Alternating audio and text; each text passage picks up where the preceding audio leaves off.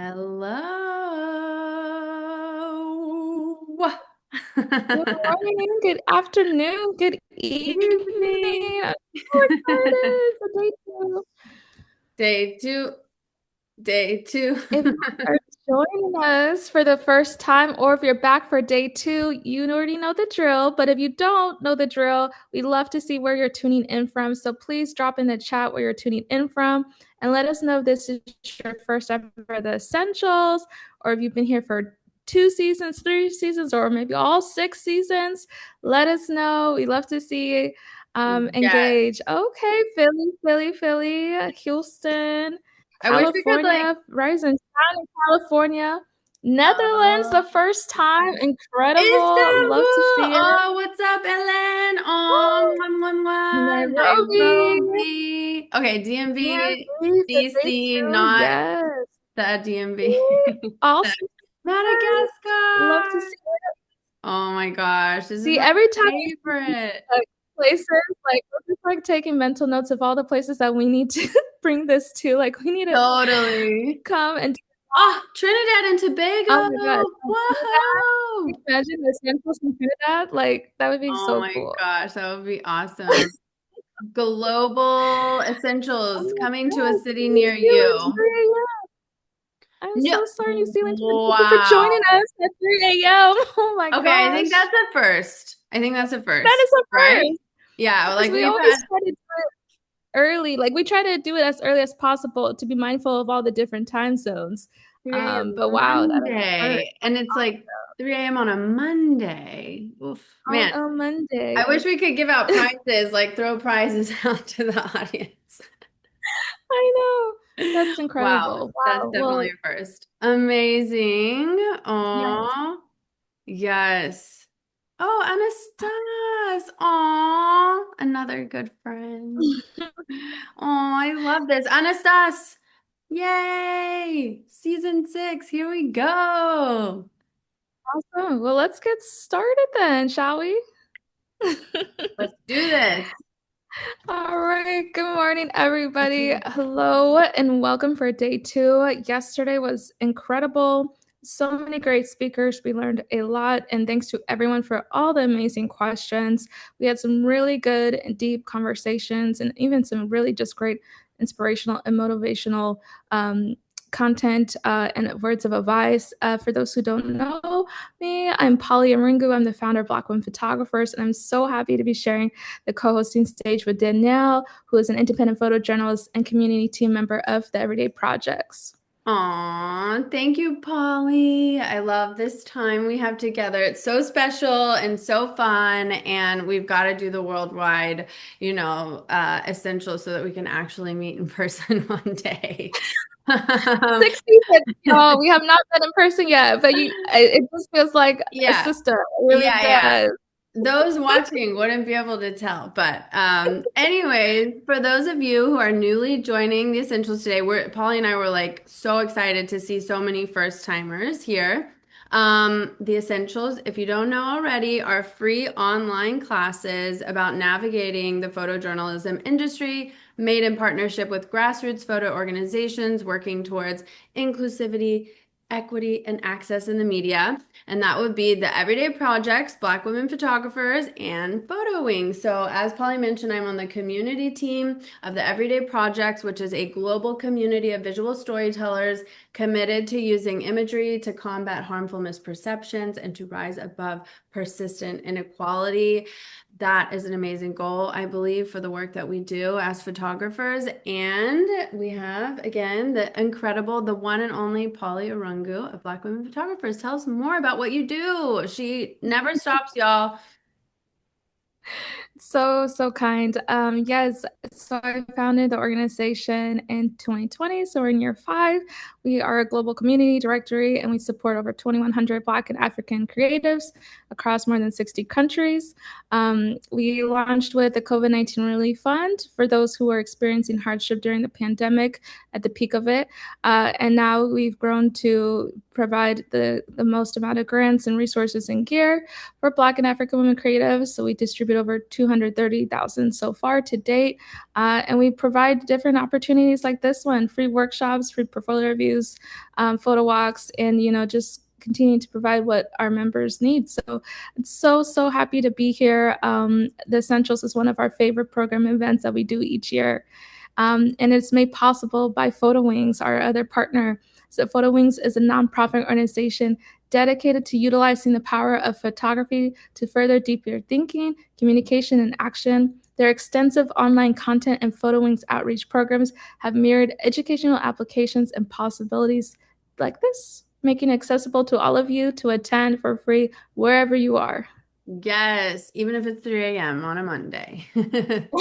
Um, so we just want to also give a shout out to a couple of people working behind the scenes today. We've got Rebecca Gibeon and Austin Merrill, who, along with Peter DeCampo, are the co-founders of the Everyday Projects. Rebecca's on the community team and really are just working so hard to make this series happen.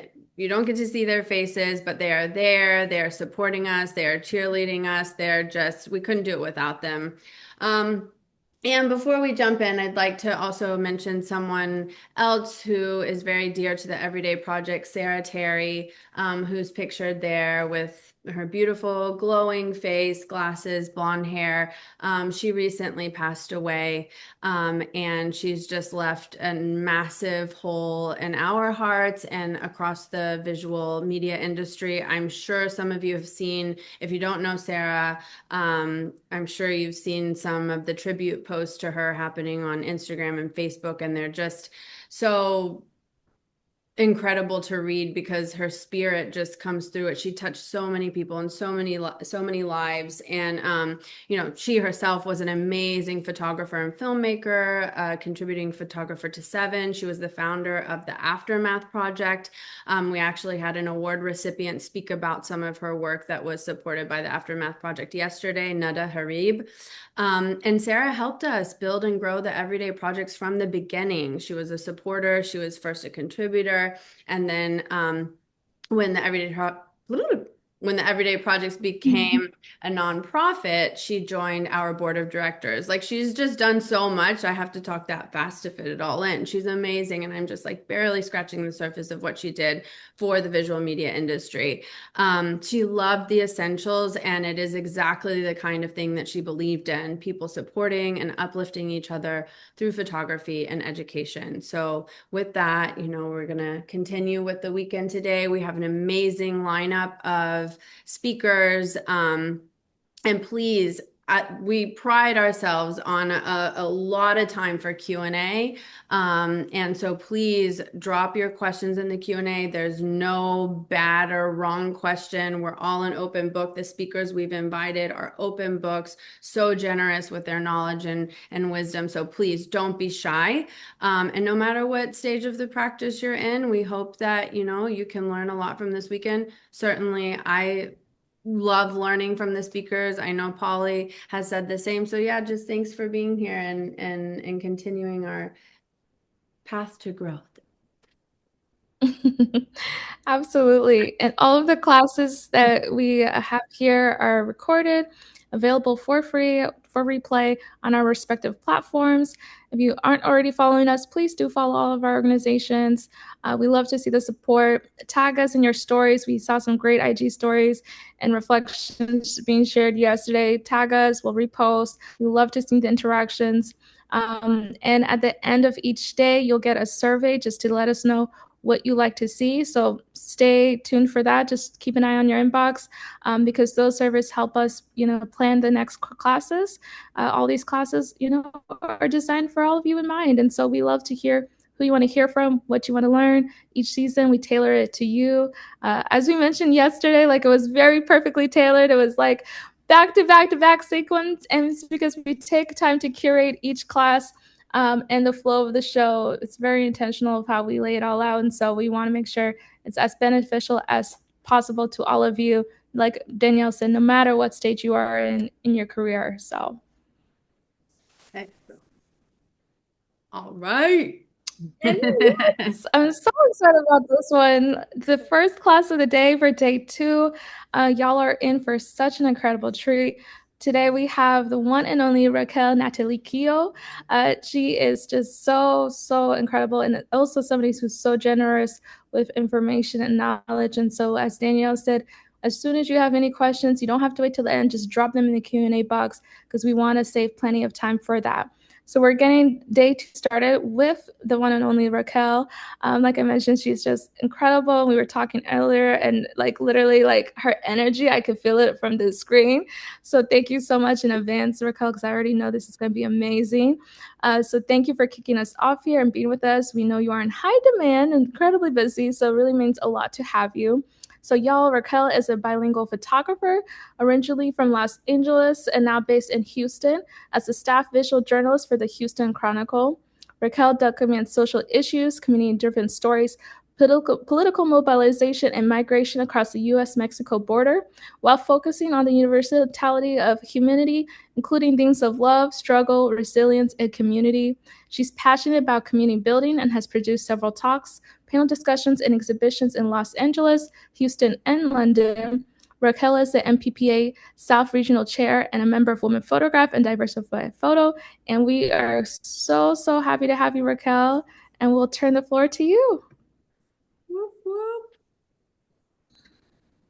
Hi, whoop. everybody. Thank you for that wonderful intro. I kind of feel like a Daenerys Targaryen being introduced by you guys. Thank you. You are And thank you, amazing. everybody, for being here, especially the people here at like 3 a.m. Like, oh my God, God bless you.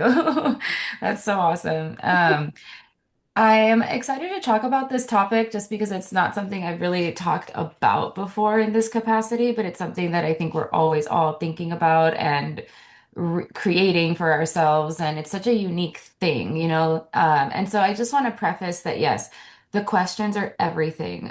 Please drop your questions, and I am going to leave a lot of time for Q&A, just because this is something that's so personal to people. And so, like, there is no one way, right? Like I'm not going to sit here and give you a recipe, but I am going to share what has worked for me and what hasn't worked, right? And how do you navigate when you try something and it doesn't work? And a lot of it is our mental state, right? How do we bounce back? How do we think of a new idea or a new approach? Um, so I'm gonna take, can I share my screen? Is that a thing? Oh yeah, Please. for sure. Oh yeah. Yeah. Nice. Great. Welcome to my laptop, everyone. I do have some slides here with some kind of little information, but I'm going to be taking you back and forth through my Instagram and my website just to kind of give you visual examples because I know we're all visual people here and probably prefer that. Um, but a little bit about me outside of the wonderful introduction that I just received is a lot of what I've learned that I'm about to talk about actually came from just being like we all are, right? Very passionate and very much not taking no for an answer. I was lucky enough to start my career in photography before Instagram started, and I learned a lot through that. A lot of what I learned about self-marketing and promotion before Instagram or social media was a thing. It really is about not only reaching out to your immediate community, but finding ways to reach out and expand to others. So something that I used to do when I first started out, I was a street photographer, and these are some of the images I was making when I first started out. And a lot of these images weren't really being shown in a lot of spaces that were deemed kind of where you would be considered a professional photographer, right? I was going to places like Art Basel, Frise Week, a lot of like art festivals, things like that. And I wasn't seeing a lot of this kind of work. And so something that I did was to put on my own exhibition because I was going to galleries, I was going to these art festivals, and nobody knew who I was, and there was no Instagram to show them. And, it was very much you have to know someone to get somewhere. And so after a million rejections, I essentially just said, you know what? I want to do this thing. I want to showcase my work in a public way, specifically for my community in Los Angeles that was not being represented in this capacity anywhere. So I went to my local brewery and they had a bunch of wall space and I said, "Hey, like, can I please show some of my work here?" And I showed them the work and they were like, "Absolutely." Um, But something that I did because, in fact, the curators at the galleries were not wrong. Nobody knew who I was at that time. Is I invited people from out other communities that would understand and appreciate this to kind of come in and support. And what do I mean by that?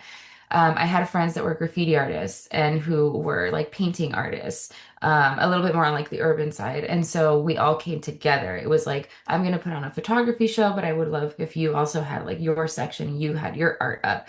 And, inviting different elements into that space with live painting, getting the favorite neighborhood taco truck to show up and pull up. And so like bringing in elements that would pull in people from outside spaces that I didn't have direct access to. And so all of this to say that you really can just go for it. You don't really need to wait around. And now, obviously, we have Instagram. And so now we have our own personal curated galleries, which is so awesome.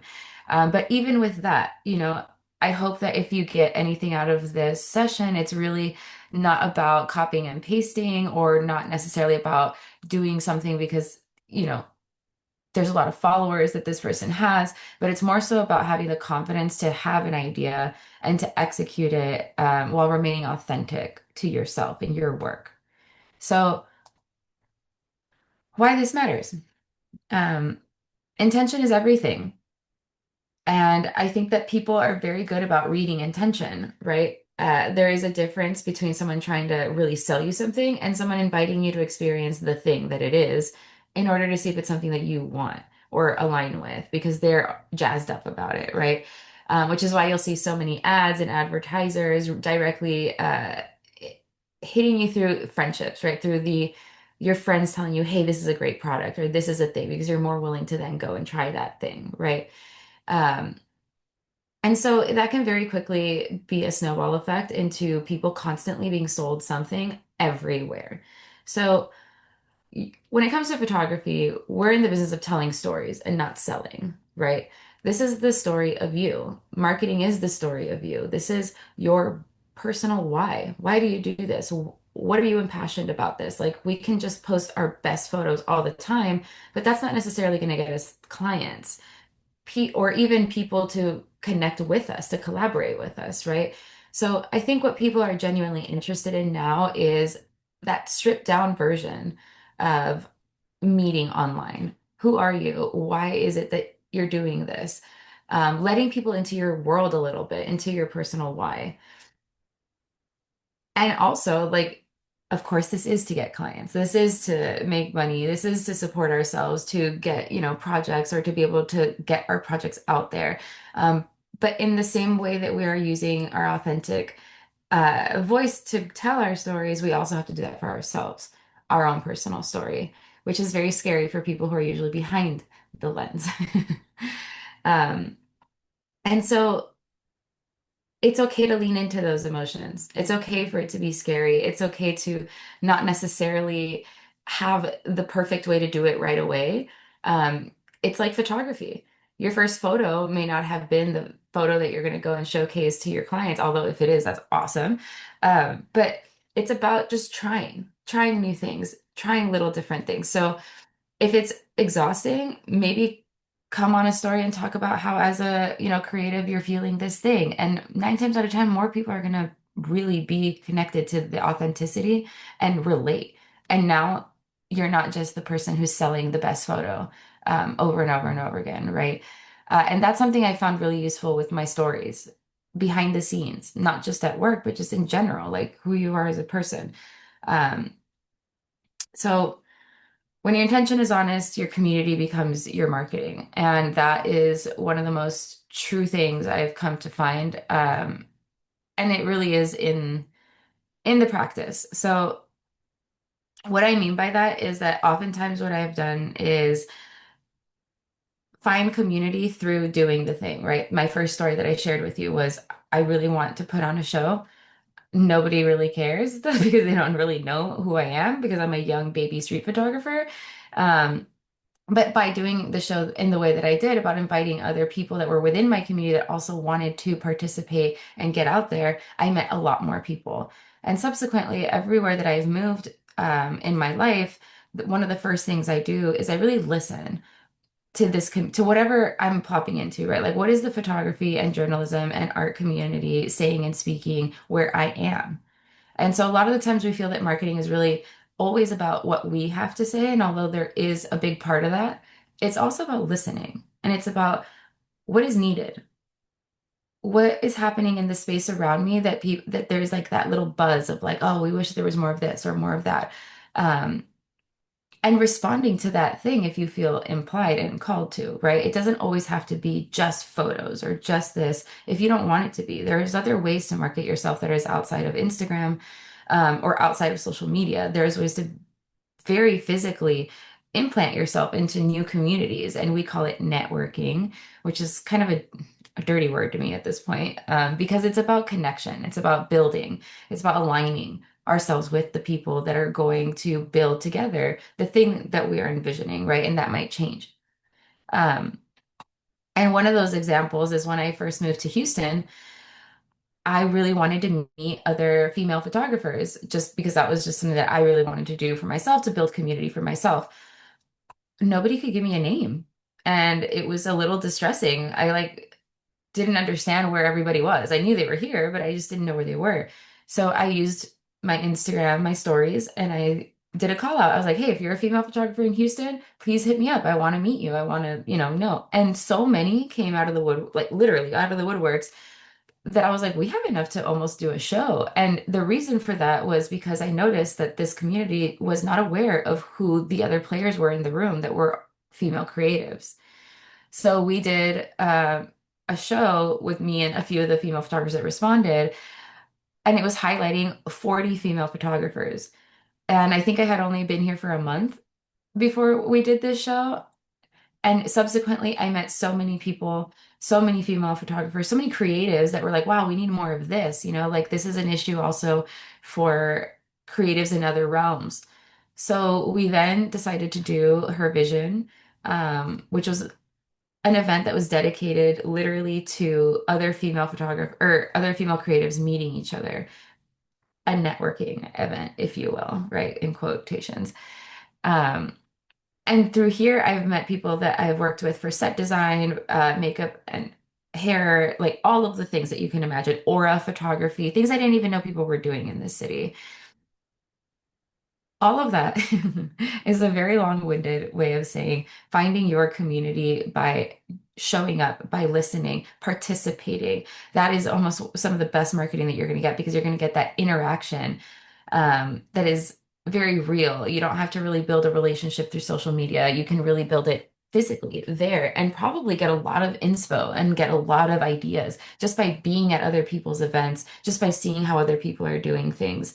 And then seeing how can I collaborate? How do I build? How do I learn? And how do I also offer and give back what I've learned?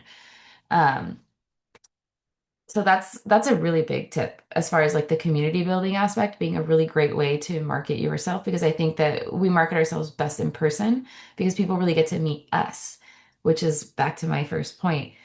Who are we presenting? What are we presenting? Um, Great marketing starts, I think, with understanding who you are and it being very clear what it is that you're doing, your intention, what you want to build, right? Which is why, on a very just basic mode, this is the little pins that they created on Instagram. That's essentially you saying these are the things that are most important that I really want people to see if you see nothing else, right? But why? What are those things? So these are some of the things that you can do to really build your personal brand, if you will, or just really clearly make it obvious who you are and what you're doing. What is your voice? This goes from clarifying your visual tone, your values, your whys, like we spoke about, being consistent in imagery, captions, and communication. Um, and what I mean by that also is about really displaying your work in a way that feels like you. It doesn't always have to be the traditional way. You can be playful with your work. You can do things that kind of help you stand out in a way where maybe more of your artistry stands out, or you want to make sure that more of the words or, the things that you really want to put out there.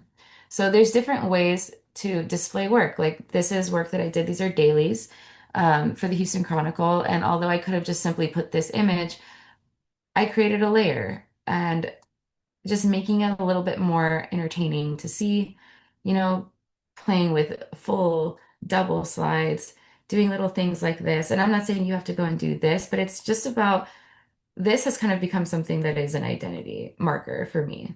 Being playful with how I'm showcasing my work, right? Our Instagrams are our gallery, our websites are our personal galleries. We get to curate them however we want.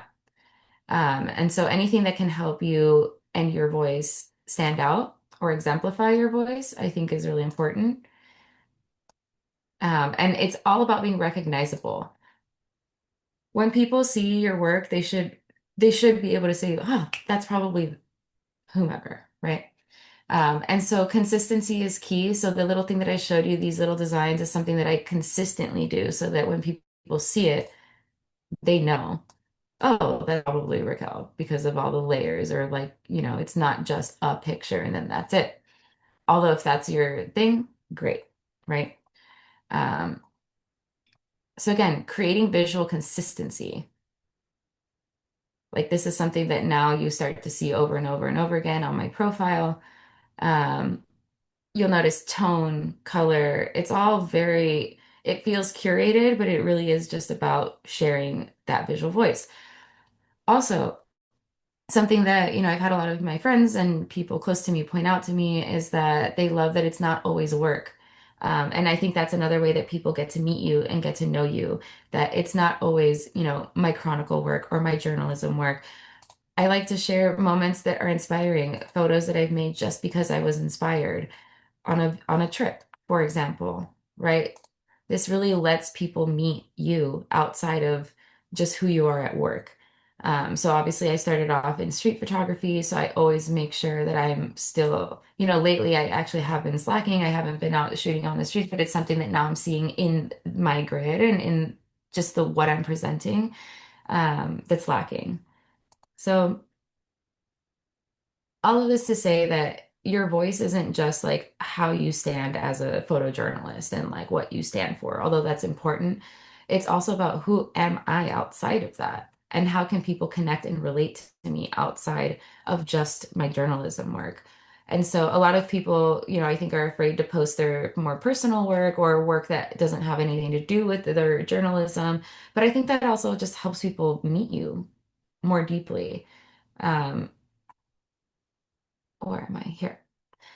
So when people feel your purpose, I think they stick around. People really value, especially in this day and age, people who are willing to be a little bit vulnerable and open up. I ask myself all the time, why am I sharing this? What am I inviting people to see? And that really, I think, has helped shift the look at me to come see with me. And I use my stories to really let people into the behind the scenes of my work because I genuinely think people want to know and see and learn. And as a photojournalist and as a photographer, you have access to things that most people do not. And we have a really cool way to invite people into the making of the things or into worlds that they wouldn't have access to. Um, but that also becomes a channel that people are excited to tune into because they know that they're going to get those kind of things, right? They're not going to just get the one solid, perfectly edited, curated photo every time. Um, so the ups of self-marketing, authentic communication or authentic connection and community, best route to go because then you don't have to fake the funk. It's really about finding who is authentically aligned with what it is that you're wanting to do and build and create and finding genuine ways to connect with that. Um, Collaborations, again, that's such a big one. You meet more creatives, you learn new things, you really can't go wrong. And also, now in collaboration, you have all the other people working with you, also sharing you and your work. And so now you're expanding and reaching other people that you would have never been able to access solely on just posting a story on your Instagram. So that is that reciprocity, right? Being very meticulous about connecting, not just making sure you like talk to somebody and got their number.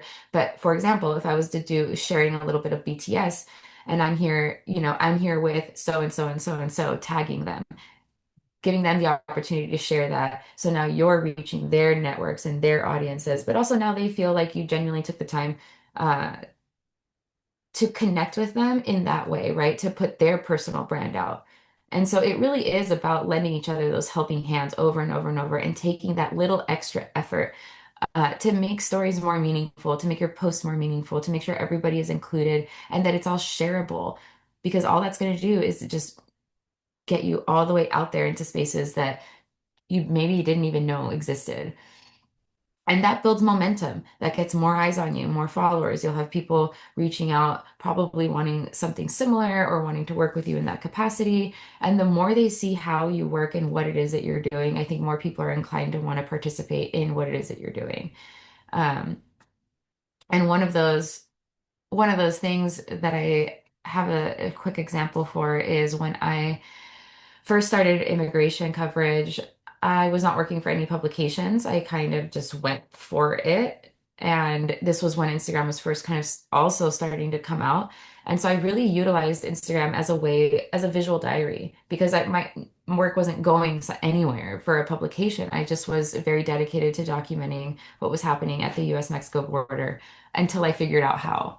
I'm completely self-taught, and so social media actually was a really big tool that led me to meet people to then start collaborating and really like not waiting for that permission and not waiting around for somebody to tell me, like, okay, now you're a photojournalist, you know. Um, this really let me share the work. It let me share the behind the scenes. And so I really encourage people to make your stories fun to watch. Let people into your visual diary. Sometimes not everything is a post. We don't have to share everything. But I think that there's ways to keep people in your channel, making sure that every time they see your little icon, they know that they're going to see something that has a little bit of depth, that has some genuine, authentic share. Um, and it doesn't always have to be very deep, but it is about you, right? So maybe we're not posting 100 different cat memes or whatever. Like if we're serious about marketing and branding ourselves and sharing who we are as storytellers, it is about making sure that every story has some level of a why. Like, why am I sharing this? Right?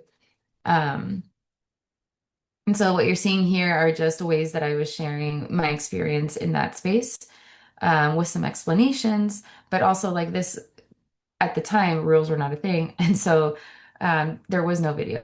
So this was my way to show that. And so again, you see something like this and you're like, wow, like that's the scene. And so then when you go and you share the actual photo of that space, um, I think it gives it a lot more meaning because now people kind of saw what it is that you did to get to it.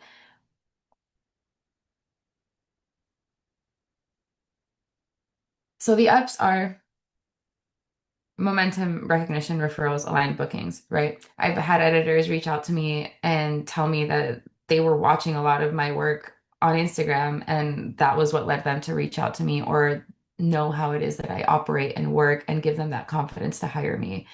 Um, of course, there are some downs. Everything is changing so quickly all the time that it almost sometimes feels like you can't keep up with what is going to get you the engagement that, we can put so much effort into making something and then all of a sudden it literally goes nowhere and there's no likes or no engagement, no shares, no anything, and it can feel very disheartening. And that's when a lot of that self-doubt can creep in. It's a lot of the times when we get that creative fatigue where we're just like, well, then why bother? Um, and so all this to say that sometimes results are not immediate. Not everyone's going to go viral. Not every post is going to go viral. And I think it's good to kind of check yourself in understanding that s- this kind of marketing and all of this, like, it's not going to, like, you don't just make a story or make a post and then you get like the $10,000 job, right? What this is the building of you. It's like your own personal brick and mortar. Raquel Natalicchio, please come visit, right? And that takes time and it takes mistakes and it takes doing something and then maybe it not really working out or the algorithm is just not showing it to people. And I hope that y'all know that That's okay. The point is to keep making sure that you're working and operating from that same intention. And little by little, it will build up and people will see that effort. And that effort does show over time. And also, it'll just keep sharpening your tool over and over and over and over again. And if anything, help you continue to come up with ideas to put yourself out there, right? So the downs of self-marketing are very short. There's only three. If you remember, the ups were a lot. Um, so a lot of it is emotional. P.S. I've noticed with all of this. So just keep chipping away. Don't look at the likes, don't look at all of that, but take notice, right? Like, okay, maybe if I post it at noon, I get more engagement than if I post at 10 p.m. or vice versa. So just keep those things in mind, but don't assume that because you didn't get a lot of likes, that the thing itself is not valuable or valued or not good. Right. And like that's a very like that's something I have to remind myself of a lot. And it's something that you will probably always have to continue to remind yourself as all these algorithms and all of this stuff changes, is to not let likes and engagement reflect the value of your work. Um, so some marketing channels that I use, obviously Instagram and social, you see me talk a lot about it. Your website is a huge one. This is where people land. This is where everything gets to live that you've done. You know, sometimes people just scroll right past a lot of your things or aren't even willing to scroll past maybe one or two swipes. So your website is really where you get to showcase who you are, all of your stories. Like here, I get to show all of the shows that I've curated that people may not know that I even do, right? Each one has a page. Like this is really like the biggest breadth of work that I have. And so you can really get to play with how it is that you're showcasing yourself. I have a blog to let people know when I have exhibitions, or on a podcast or, little things like that. I do women in photo panel discussions, just on my own on YouTube, right? And that was another way to meet people and to get out there. Um, Literally everything is game. Everything is a way to market, right? And really all that is what are all the ways that I can continue to connect, continue to create, and continue to collaborate? Um, so, anyways, an email list is another thing that has worked for a lot of people. Just keeping people in the loop. So having people sign up for something that is easy and fun to see, and maybe they would have never known that you went and photographed this thing or worked on this assignment, had you not given a little update. And so maybe that's something that you do every 2 weeks. You send an email list and like, hey, this is what I've done lately. And it doesn't have to be your whole resume, but it's just a way to remind people that you're out here, you're working, you're doing the thing, and maybe you share a little personal tidbit of something cool that happened that week, like a little BTS photo, or even just something cool that you did that maybe you took a beautiful photo on a hike somewhere, like really like making sure that there's that personable element as well so that people aren't fatigued by the constant like, I want work, I want work, I want work, right? Um, so key marketing channels, and this I've talked about way too long already. So this is what works for my practice. Sharing behind the scenes, telling the story behind the shoot, using consistent tone and color to build recognizability. I think one of the biggest compliments I've ever received is that someone told me that every time they look at the paper, they know which photos are mine right away.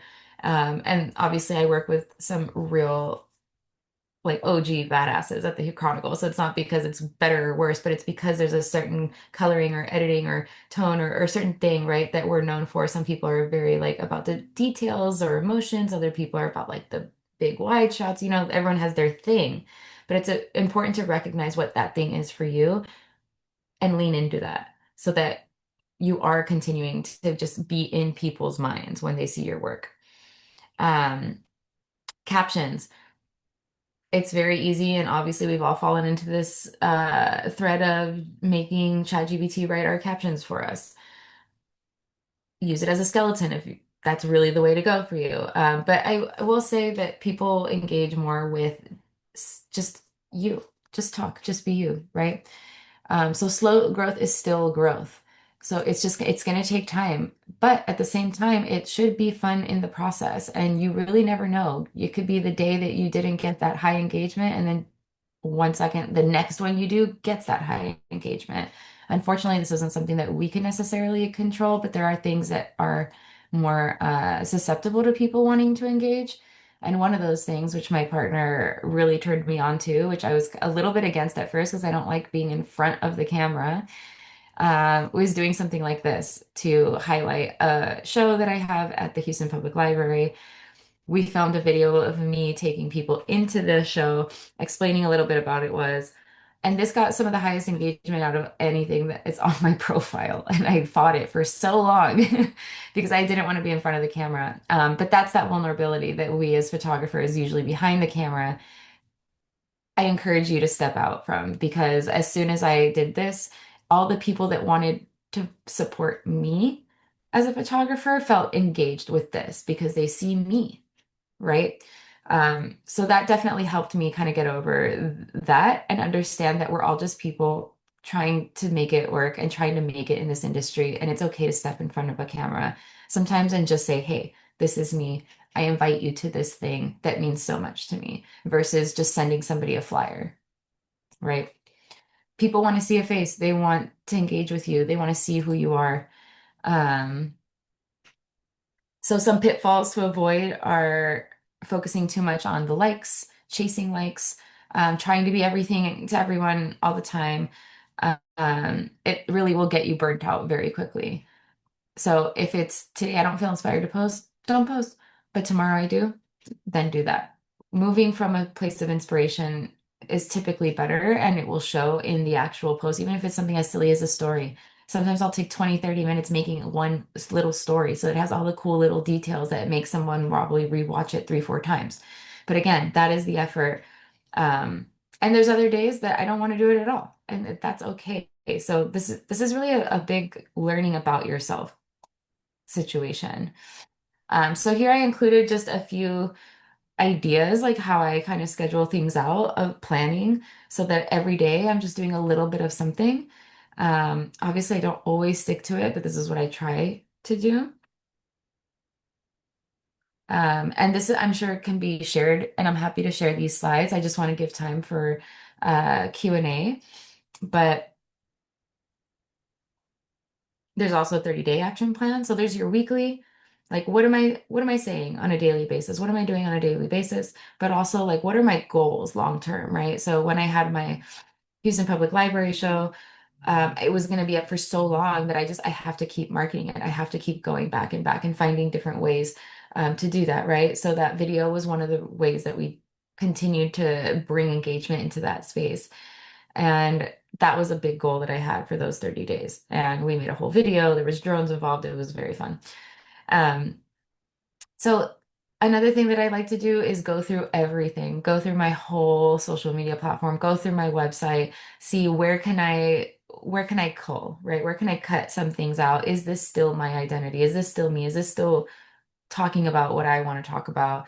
And so there's that kind of having to harvest, having to practice going through things and deleting so that people can really get to the meat of what you are and who you are.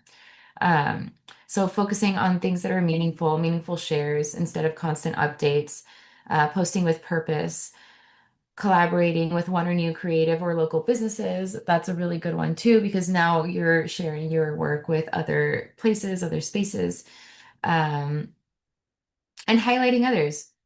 That's a big one too. I actually got a very terrible piece of advice one time from a mentor saying to just focus on me because I used to share a lot of people's work. But in doing that, when I was doing that at the time, it was my way of connecting with people and appreciating their work and making sure that people within my community knew that this person existed and that that work existed, right? And that was really important to me. And I'm glad I didn't listen to that piece of advice because that's honestly what got me a lot of followers was people being very engaged with the fact that they knew I was going to share other work or I was going to be involved in a creative community somehow and share these creatives and their pages and things like that. Um, so I really encourage you to do that, and it'll help you build community as well, which right now I think we need more than ever. So a 30-day action plan, auditing your online presence. Is everything here intentional? Can maybe my picture of my salad be deleted? Maybe, you know what I mean? Um, Also, one event or one assignment doesn't always have to be one post, right? We can repurpose. We can get a lot more out of the things that we're doing, other than just being like, this is my one here. So that's posts, BTS stories. We can do email blogs. YouTube shorts are a thing right now. YouTube is about to really like go right back up at where it was. So just finding different ways to make sure that we're keeping our work alive. Um, and so final thoughts. Um, please don't be shy. My website is on there too, in case you wanted to look at just the different ways that that I'm putting my work out there. And yeah, thank you so much. I tried to keep it as concise as possible. It's very hard. There's so much to talk about. No, seriously, like we could talk about this for days, but you really did. You really simplified it. And I can see a lot of folks are appreciating everything that you've shared so far. And I know somebody just asked about go back to slide 8. Um, if you want to go back, you can, but don't worry, everybody. All these things are being recorded. And so when we put the replay available, you'll be able to like go back and click pause and see all those slides for yourself again. So don't worry. Like you said, I want to make sure we can get to a lot of the great questions we have coming in. And so let me just kick off with I love when you mentioned that networking is like a dirty word because I can definitely understand that. And it is just a word that is just like, oh my gosh, I hear it all the time. I tell people all the time, we know what's important. But can you break down a little bit more about how you would advise somebody to network when maybe they're an introvert? Or, somebody here asked about, do you have like an elevator speech or, elevator like pitch of how you like introduce yourself or sell yourself? So when you did start going to places to show up, because it is better to show up to things, sometimes I feel like I completely agree with what you're saying about the best networking, the best marketing you can do is being in person. So can you do like a little like intro, like I guess when you went to these events, like how pitched, but like how you introduced yourself for folks can get an idea of what that looks like? Sure. And I will also say that it's also tailored, depending on where I am Mhm. and what it is that I'm kind of like hoping to connect with. Obviously, but also that's because like now at this point, like I have so much I want to share that I'm like, okay, like this elevator pitch can very quickly become a monologue, you know? So I think it's Mhm. also about understanding who you're talking to, um, that kind of connection, right? Because I could say, like, hey, like my name's Raquel Natalicchio and I'm a photographer from Los Angeles, but now I'm based in Houston and I work in both documentary and also I'm really passionate about street photography and just anything visually creative that has anything to do with storytelling, right? Is that a practice pitch? Mhm. No, right? But I also think that when you speak from a very impassioned place and genuine place, and you're really answering a question, like if somebody's trying to get to know you, who is this somebody, right? Um, that's typically the best way because the hardest part about self-marketing, I think, is getting out of our own way. Getting out of our own way and being afraid to kind of show who we are or not say it perfectly or think that if I don't say this perfectly, then I won't get this job, which is a huge leap. Um, I think it's really about just being yourself, being very authentic and like, this is what I do and this is what I love. And even if that's not the thing that you're looking for, like maybe they're not looking for a street photographer, but I think letting them know that I have more to offer than the thing that I think that they want from me. Again, it helps people Mhm. meet you in a capacity that helps them kind of get inspired to envision new ways to work with you.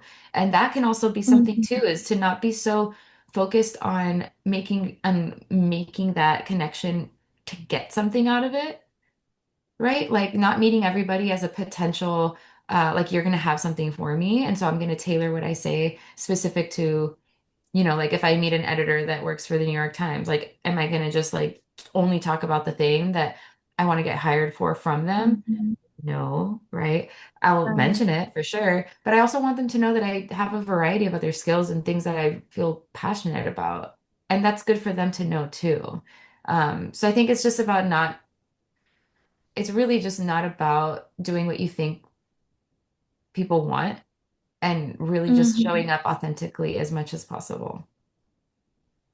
I absolutely love that. And there's a few questions here about your exhibit that you put on, that you curated and created. Can you give a more breakdown of how you went about that? What advice you have for others who maybe want to do their own solo exhibition or maybe a curated group exhibition? Um, how much did it cost? Was it expensive for you to put this on? Yeah, so can I share my screen real quick just to answer this question? Because I think Absolutely. visually it'll be fun. Well, I don't know if fun is, hopefully it's fun.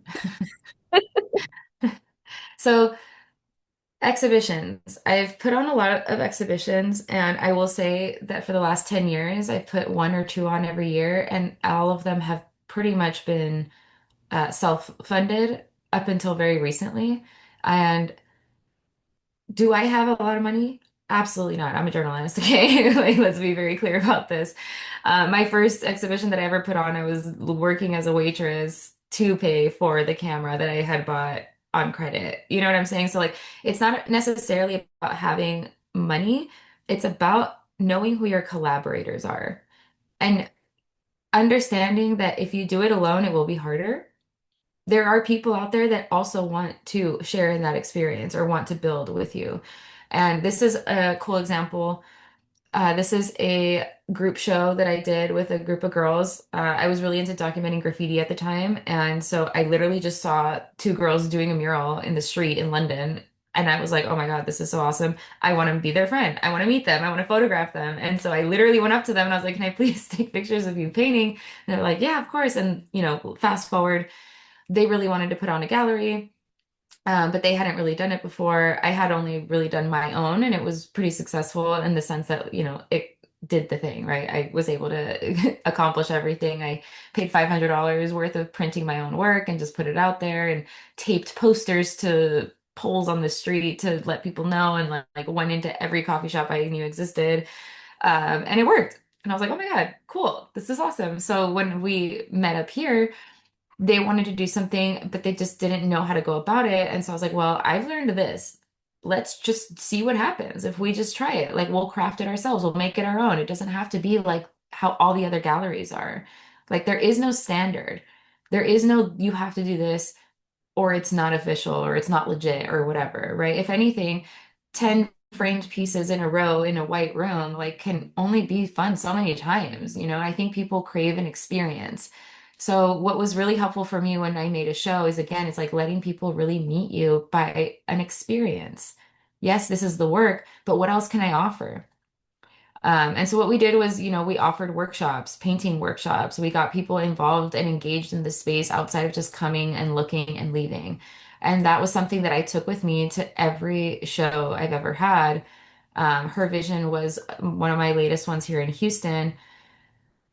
Again, the space let us do this show for free because they were so inspired by what it is that we were doing.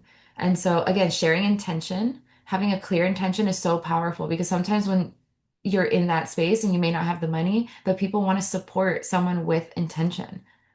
And so I got this space for free, and we were able to host 100 female artists in this space and they were all there for free as well, right? And so it's like ethically, like, who am I, right? I want to create spaces where people don't have to pay to get in, don't have to be famous to get in into a show, right? It can be your first time ever showing your work, or you could be the most badass artist in Houston. Like, the point is accessibility and making sure everybody had a turn. And those were my personal values. And that's what I brought to this show, right? And so our shows, our galleries, our spaces that we're inviting people into should feel intentional. You're taking people, essentially, it's like someone's getting on a plane. You better know how to fly this plane. And it's not about you better know how to do a gallery. It's just that you like really feel it out, think it out. What are you offering people? What are you inviting people into? And that is really going to help you stand out from the 1 million group shows that exist in the world that are really just art on a wall and that's it.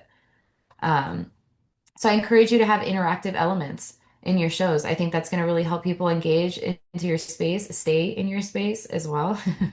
You know what I mean? Finding different ways to showcase your artwork. Like maybe it doesn't always have to be the framed piece. Maybe you print it out on a piece of fabric. You make it a more engaging show that way. Maybe it's projections. With my border work, for example, I had artifacts that I had brought with me from the Rio Grande that were left behind from people who had crossed in the river. And I put them and I literally displayed them, showcasing the scene that I found them in, which was essentially a dirt road, and bringing people into that experience. This was at the consulate, at the Mexican consulate, and I brought a bag of dirt, and they were like, "What are you doing with this bag of dirt in our consulate?" And I was like, "Trust me, like this is about viewing the work in a way that brings people as close to the space as they can without actually being there." So again, a bag of dirt is what, $5? You can go to Walgreens. Sometimes they have, well, maybe they don't have Walgreens in the all these amazing places that everyone's having here too, but like there are ways to find affordable printing. Like sometimes it's really not about it being perfect, it's about it being intentional. It's a very long-winded answer, My but goodness, that's Raquel. Oh my gosh. Like I was like well, I think people always assume that like I just had like these thousands of dollars to do all these shows, and like I love the fact that I had to figure it out on a Yeah, dime. It just makes you more yeah. creative in that sense. Yeah, totally. And I have been to a few of these shows that Raquel has mentioned, and y'all, they are, I mean, the one at the consulate is more thoughtful and thought-provoking and deep. And so I don't want to say it was like, but so incredible. Like she said, the interactive, the bringing in the other elements. But the one you did at the brewery, y'all, that was like a fiesta. Like it was fun. I had fun. It was like really cool. It was like no other photography show I had ever been to. So yeah, I mean, And she was in it. Danielle was in this show showing her work, just I was also FYI. there. I was physically in it. But yeah, just like so cool, so inspiring. And I just love hearing you talk about all of the ways that you're thinking outside of the box and like you said, like being authentic and being just like true to your vision. And then it will come and not worrying so much about like how it looks to other people or how many likes it gets or if it's trending. So yeah, it's been Man, you're just like dropping gold nugget after gold nugget here. So we do have a lot of more questions, and we've got about 10 more minutes for questions. So we're just gonna like fire them off. So this is a really good one. How do you protect your work online in an age where content is easily shared or misused? And then I would also like to piggyback on my own with my own question here. As a photojournalist and especially as a staff photographer at the Houston Chronicle, which gets a lot of exposure, here locally and nationally, how do you protect, and you do share personal stuff, how do you protect like yourself actually from like by not sharing too much? How do you keep yourself safe? So how do you keep your work safe from being misused or shared without, consent? And then how do you keep your own person safe?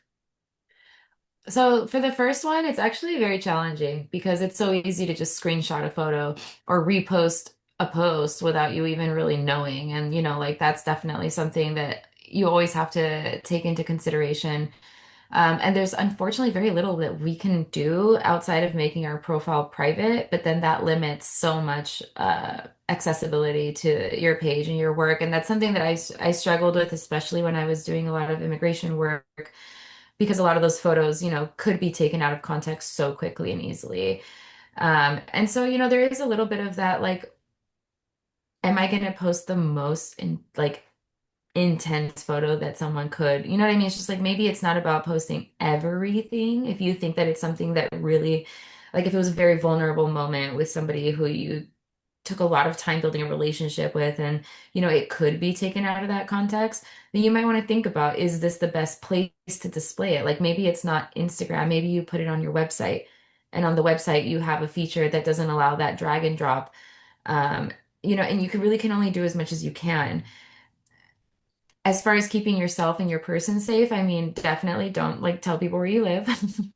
Don't do stories in front of your house, you know what I mean? Like, but but it's everything is curated. Hmm. Yes, it's authentic, but it's all curated. And so it's really up to you how much you're willing to share and want to share. And not everything is for everyone.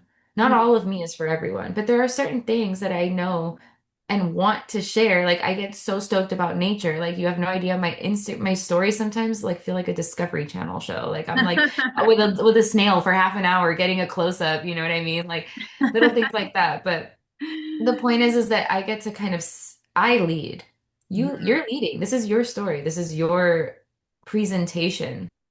So Mm. you can share as much as you want, but just be mindful of how much you're sharing. You know what I mean? I love that. Um, You're yeah. leading. Oh my gosh, because so often, like many aspects of this industry, and as a photojournalist, you don't feel like you're leading or like you're in control or like, especially, freelancing, which you've had experience with too. I know your staff now, but like, yeah, it almost always feels like you're not leading and you're not in control. So I love that reminder. It feels so empowering to hear that. Yeah. So, and also with like algorithms and social media and the big like bubbly space thing, so it's such a good reminder. It like brings you right back down to earth. Like this is yours. You are leading. That's awesome. Literally.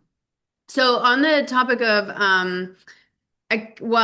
okay, on the topic of algorithms, and then we've got a couple more. So you mentioned not letting the algorithm get you down, but how do you stay on top of knowing what the algorithm is doing or pushing on people, or do you not even worry about it?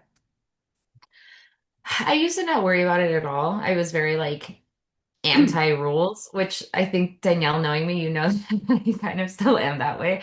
But I did have somebody close to me show me the value in just understanding the metrics, understanding like why not help yourself succeed, right? Setting yourself up for success. If you look, on Instagram, there are insights you can look at, where you can look at a lot of things. Like it I truly hope that, nerd out for a day on like your metrics. Like really look at it. Like where are people following you from? Like I didn't know I had such a big following from Brazil. Like of Mm, all the places, I've never even been there, but I saw on Instagram that a lot of people from Brazil seem to follow me. Cool. Now I know, right? Now there's another layer of intentionality that I understand about what it is that I'm putting out there. And so all the metrics are going to really do, and this is what helped reshape my brain around it and see it more of, as a tool and less about following rules.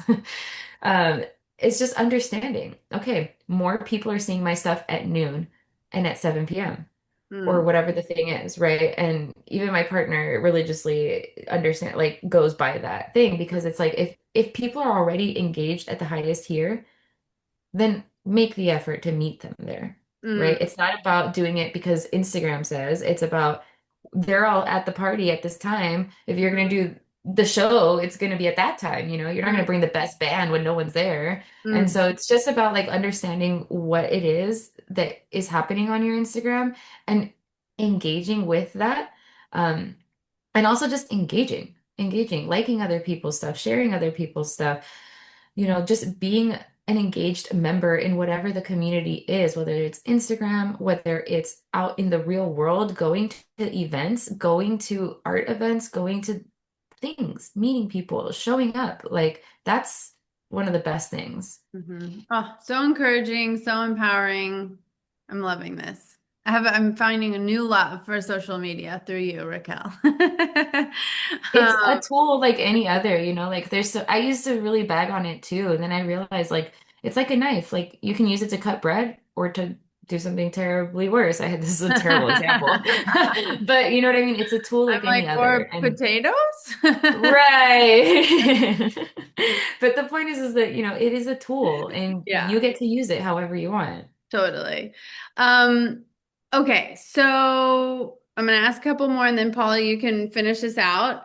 So can you talk about, someone says, can you talk about sales? I'm finding I have multiple pieces from shows I've been in and it feels a little discouraging. How do you get collectors in the room? Which I think you're the perfect person to answer this because you've had your work displayed in shows, you have built shows, you probably have had artists in your shows who have had similar feelings. So this is a perfect question for you. I have a closet full of work, so don't be discouraged. I think this is all of us.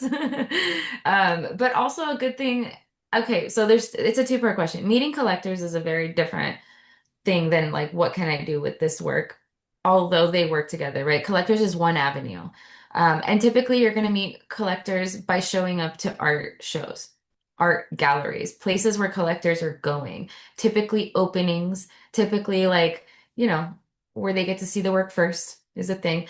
But collectors are also a very tight-knit community in the same way that photojournalists are. And so just by simply being a member that is present within the art community, and at some point, like stating your intention. Like there's nothing wrong with asking for what it is that you want to do. Like they're there. Art collectors want to see your work too.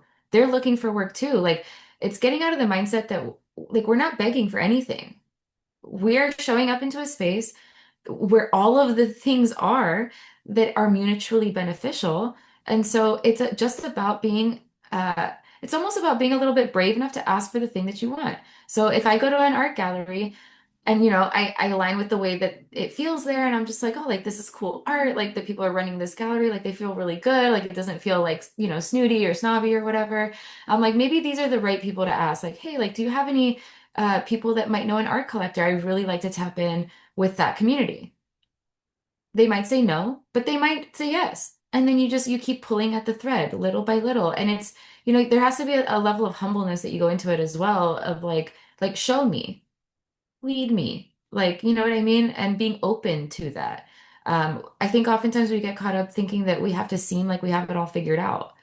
And it's okay to just ask. Or if you see someone else doing something that inspires you, just be like, hey, like, how'd you learn how to do that? Or hey, connect me with this person. So that's the art collector thing. They're very easy to find. They want to find you too. P.S. And the second thing is, do you have any other creatives, that have some pieces that they want to put on a little show? Or use your platform online to be like, hey, I have these pieces from this show, um, putting them up for sale, or whatever the thing is, like just put it out there. You don't really have to wait for anything. And I know it seems really silly to say, and it's kind of like, duh, you know what I mean? But sometimes we really just need to be reminded that if you have work you want to sell, post it, post about it, make a video, be like, hey, I have these really cool pieces I want to showcase. I'm looking to find a home for them, like make it like a little adoption video, or, just get creative with it. Let people know, because if no one knows, nothing will ever change or be done. And so like sharing the thing that you want to do, that's step one. And then people will come in, the collaborators will come in, or the opportunities will come in. But until you say the thing, no one will ever know. So on that note, because someone just asked, does posting it on Instagram devalue the work? But you're saying it's totally fine to post like whatever you want to sell. You can post it. Repeat the question one more time. They said if they want to exhibit, does posting on Instagram devalue the work? Almost like the work has already been seen. I don't know if work being seen devalues it. Maybe you're not posting the actual picture as a post. Maybe it's a picture of the framed photograph, Mm, or you holding it in a way that now you're engaging with your comics. Now they're seeing who the photographer is. Like maybe mm, it's literally like you do a self-portrait with your picture or something of that nature, where it's not about just saying like, here's the photo. Well, now we've all seen it. Why do we want it? It's about showing that there is a product that right. is in need of being sold. So it's less about the photo and it's more about the ask. Yes, yes, that is such a great idea. Another question here. You shared some advice at the beginning about what you did when you just moved to Houston, like you posted on your Instagram stories saying, "Hey, I want to meet other women photographers." This person says, "I just moved to Philly from New York City, and I'm a new creative here. Would love some advice on ways to stay creative when in a new place and environment, and in the beginning stages of meeting new people." The story of my life. I've moved a lot of times in my Right. life and started from ground zero. So I hear you. And also what an exciting time. You have a blank canvas. You're gonna meet so many new people and be taken into all these spaces that you just could not even fathom, right? So moving with that sense of curiosity and excitement first is also going to help you attract what it is that you're wanting to attract. Not being in that mindset of lack of like, oh, I know no one, because then we shell up Mm, and that's not mm, necessarily who you run to in a room to meet. when you're, Mhm. connecting. And so approaching it with excitement of like, I wonder who's here that is going to be a future collaborator or even just friend, right? And so I encourage you to look up things that interest you. I know this sounds silly and redundant, but go to the shows, go, and even not just art shows, like go to the things that, like for me, like I love, like graffiti was a really big thing for me. And so like I would actively, if I smelled paint out in the streets, I would like go run towards it. I'm like, who is it? Like let me meet Mhm. you. And so like this is your biggest assignment yet, right? Mhm. What would you be doing if this was an assignment? Where would you research? Where would you go? Who would you talk to? Um, who are the people in the room that are doing things that you want to do or that you align with or that you just want to support?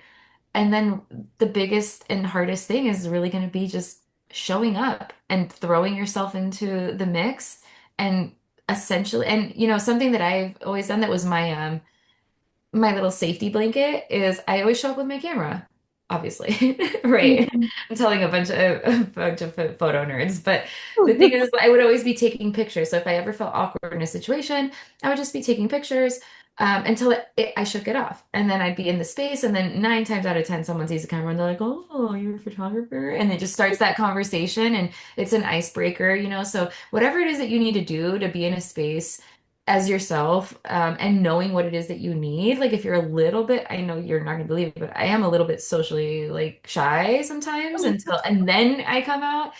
But and then you can even potentially use those photos to if there was I went to a let me back up. When I first moved to Houston, I went to a graffiti battle. It has nothing to do with photojournalism or photography, but I loved graffiti and I just wanted to do something fun. I took some pictures there and I ended up sending it to the organizers. They loved it, so they invited me to this other thing.